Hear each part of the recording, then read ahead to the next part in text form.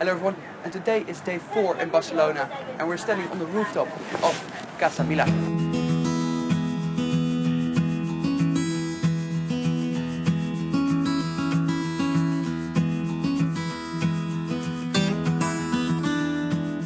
It's interesting to see how Gaudi used structures, nature, to experiment with shapes. For example, he had this chain hanging on the rooftop, and with the different chains he could mock the arches, and if you put a mirror underneath, you would see the exact building, how it would look like in the end.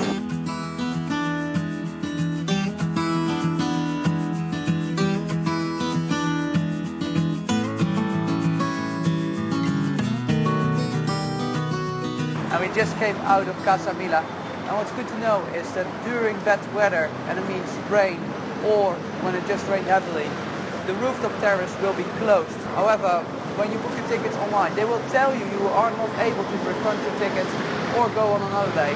But after a bit of arguing, we are able to go on another day as well. So keep that in mind when you come here. And what's so impressive about Gaudi is while we're walking the Sagrada Familia, is that how he used nature just as an inspiration to build his building.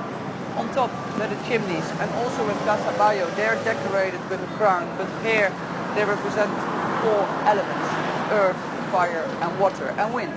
And then when you're standing inside in the patio and you look up, the pillars are inspired from the trunks of the tree, and the staircase is covered by a kind of insect that's flying over the staircase. And it's very impressive to see how he used nature to make all those buildings. Also in Casa Milà, where you can see in my day 2 video, there everything was inspired on the ocean, on the waves. And now we're going to walk to Sagrada Familia because we're not done in Barcelona yet.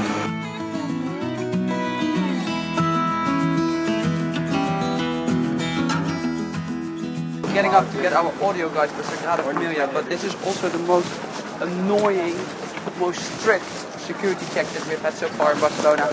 So people in front of our queue had ticket entrance for 3:15, which is 20 minutes from now.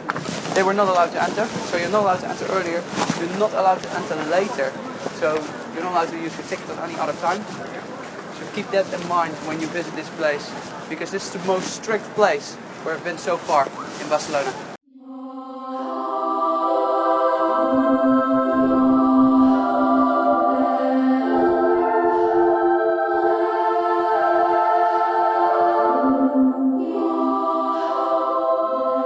Okay, it is definitely worth to visit Sagrada Familia. It's very impressive what Gaudi had in mind for this church. It doesn't really look like a normal church. It really looks like as if you entered a forest, and even the pillars, they branch out as trees to rise even higher. The main tower, which isn't finished yet, will be 171.5 meters, supported by the 4 main pink towers in the middle, and the reason why it's 171.5 in my thing it says 173. 173.5. Yeah, maybe you can say it. If it's 173.5, that's 173.5. No, it's 173. There's no 0.5. Oh, and I was very clear that there's a 0.5 meters, because the reason why it's 0.5 meters exactly is that it's just a little bit lower than the mountain here in this area, because you never should get over God. Exactly, someone listened as well. And I think we're going to explore a little bit more, listen a little bit more to our audio guide, which is a good purchase. It gives you a good background of what's going on. We paid 23 euros as a younger one, so if you're below 30 years old, you pay 23. Otherwise, you pay 27, I believe. 25 euros with audio guide. And it is 17 euros without any audio guide, but then you don't have any clue what the reason is behind all the sculptures here, and Gaudi really had a reason behind everything. So do you like your audio guide? I think it's a good purchase, that's what I said. I think it's a good purchase. That's why we're moving on. That wasn't what you said. Not what I thought yesterday. And talking about that, yesterday we booked our tickets 1 a.m. at 1 a.m. in the evening. Well, this morning. This morning it was late. Normally we never had problems with booking tickets online. We were planning just to buy an entrance ticket without the audio guide because it's cheaper. I'm Dutch, So yeah, that's what happens. But there was no availability. So if you want to visit this, make sure that you book it a couple of days at least in advance to make sure there's availability, because without audio guide there's only availability in the afternoon, not in the morning. In the morning you can only visit with an audio guide.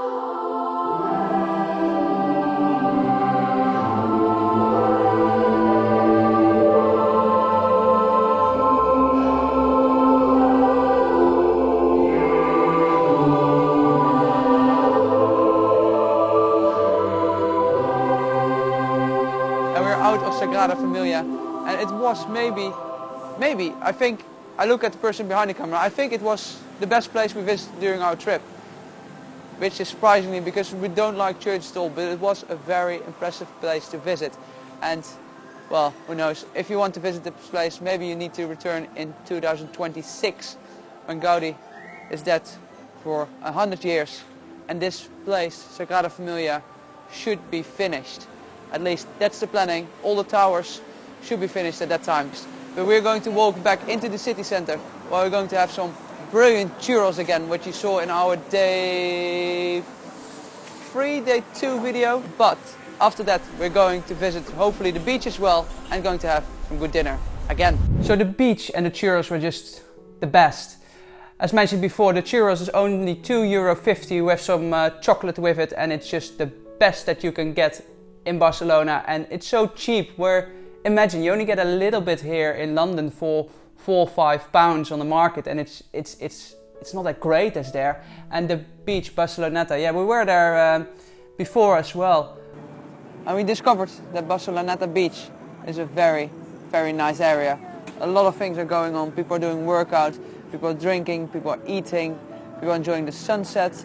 Some people are brave enough to jump into the very cold ocean or sea. But it's just a lovely place to hang out in Barcelona. But you may wonder, Sven, you're not in Barcelona anymore. No, that's correct. This finishing of my movie is at home, and the next movie I will show you the best things to do in Barcelona, and after that I'm going to Munich, so stay tuned for some hiking.